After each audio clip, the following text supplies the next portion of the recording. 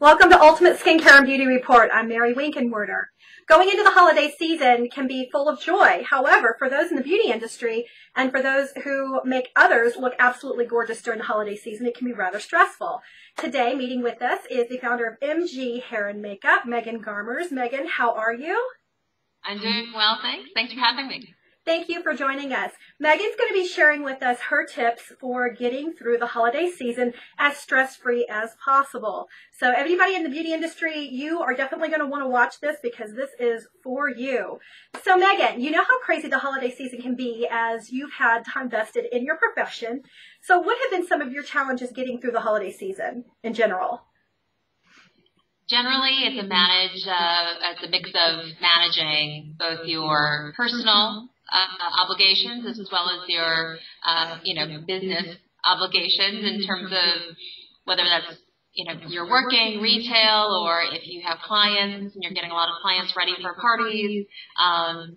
It's all of those things. And then, of course, you have your normal, personal obligations, whether that's parties that you're attending or, family that might be in town or traveling to see them. There are many things that kind of get thrown in the mix for, a lot of beauty professionals to have to kind of deal with and manage, whether it's, choosing between making money or spending money or, what they're going to be doing with their time. Right. Absolutely. So when standing for long periods of time, because, when I was in the beauty industry actively behind the counter and doing freelance work, I stood all the time. I mean, that's how we do some of our best work. What are some of the best ways to prepare for this activity ahead of time? I feel that one of the best ways to really prepare yourself physically for the strenuous days that involve long standing periods. Sometimes you're hunched over. If the chair height, if you're working, it's not appropriate for your personal height. Oftentimes the best thing to do is just to make sure that you're in your best physical condition. So making sure that you make the time for exercise, making sure that you make the time for any type of me time, whether that's a personal, you get a massage, you have a bubble bath, you read your favorite book, you do whatever it is that really kind of, fills you up so that physically some of the things that may bother you normally may not bother you because you have that extra energy and emotional, give that you can really rely on. Sure. So hydration is key to maintaining health and longevity. Should beauty professionals keep water or other liquids close by when working for long periods of time? And I mean, is that a good idea? And how do you store them near, without being, offensive to the client? Absolutely. Generally speaking, if you're working like at a retail counter, or if you're at a beauty professional store where you may not have a counter, you may just have like a break room area. The best thing to do is really to have water, obviously, to stay hydrated. If you add a little bit of lemon juice to that, gives it kind of a nice flavor, but it also gives you a little kick of vitamin C, which is also really important. Making sure that you take your vitamins, and understanding which are water soluble versus fat soluble. So do you need to take it with food for it to be able to be absorbed by your body, or is it just something that you need a lot of water with? Vitamin waters, there's a lot of different drinks that you can, kind of utilize, Gatorade. All of the things that are really going to help your long-term stamina. There's also a lot of juices that are now available that are packed with vitamins and minerals for, almost as a meal replacement. And oftentimes that really helps so that when your blood sugar starts to kind of drop, you're not getting cranky, you're not getting frustrated. You can kind of keep your energy, at its peak. So. That's fantastic.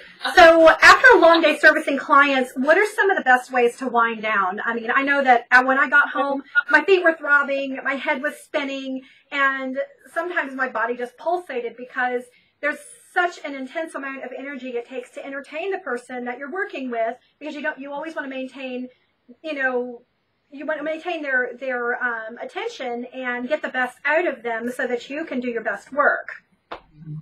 Absolutely. Usually the best thing to do is, to relax as much as possible. So making sure that you have your feet up. If you need to massage them, there are different types of massagers that you can buy for your feet as well that you can kind of roll, on the bottom of your feet. And that also helps with circulation, helps with, relaxing those muscles.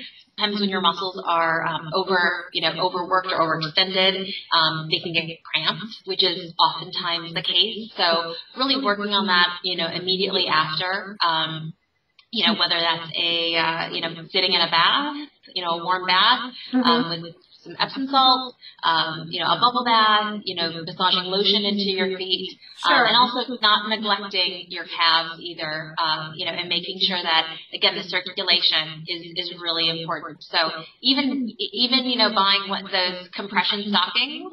Oh, yeah, those are really nice. Those are really nice. You see your grandmother wearing, or, it's really important, again, and putting those on afterwards, so that your body has less work to do to make sure that those parts of your body are getting the most nutrients, obviously blood flow, to be able to recover properly. Because if you have to do it again the next day, you want to make sure that you're at your best.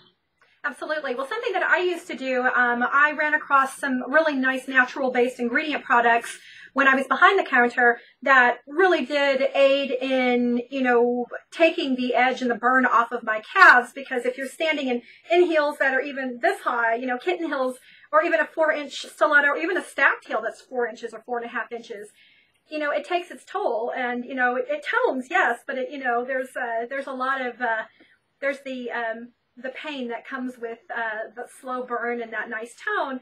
I find that rubbing arnica cream or arnica products into the calf also works. And it's something that you can do before you go into a session, and you can kind of refresh throughout the day. So sometimes that can happen too, but I love the compression sock. That is just amazing. So many of us enjoy the fashionable elements of the holiday season, including gorgeous footwear, myself included. Is it a good idea to wear fashionable footwear when you know you're going to stand for long periods of time? You really have to look at the long-term goal, and if that's to make it through to the end, especially in retail, because it doesn't end with the holidays. It's the post-holiday rush of people coming in for deals, sales, people returning items. So it really doesn't end with the holidays oftentimes. Your goal, your end date for all of this energy is really past that. So you need to be able to kind of pace yourself in terms of the type of footwear that you are wearing, also the type of footwear that you wear when you're not working. Yeah. So again, that, it's a give and a take. So if you're behind the counter and you're only staying behind the counter, wearing not so fashionable footwear would probably be best. If you are, going to be in front of the counter, having a change of shoes. Oftentimes it's best to have 2 pairs of shoes. Oh, absolutely. For every shift that you're working, so that you are, changing the heel height, you're changing the points of pressure that are going to be on your feet. So sometimes there might be a shoe that more pressure is allocated towards the ball of your foot. There might be another shoe that you're wearing where it's evenly distributed, or even where the pressure goes more towards the center of your foot in the ball. That can help too. That can help too. Or even sometimes I find that when I stood for long periods of time, sometimes I would stand, I would kind of stand like this and, just kind of bow my back a little bit, or even just kind of thrust my waist out somewhat just to take the pressure off, and then stand on my heels more so. And that actually kind of put the, the point of pressure in a different place. It's almost an obsolete place for me, and it worked very well for me. But yeah, I've always kept a change of shoes, during these long shifts, and I recommended that everybody at my counter do the same. And I mean, even for freelance work, I mean, do you, especially when, there's so much traffic, with producers and aides and, and different people who help to make a production, would you suggest that somebody wear like a rubber-soled shoe in case they have to move quickly? Absolutely. If you're working in production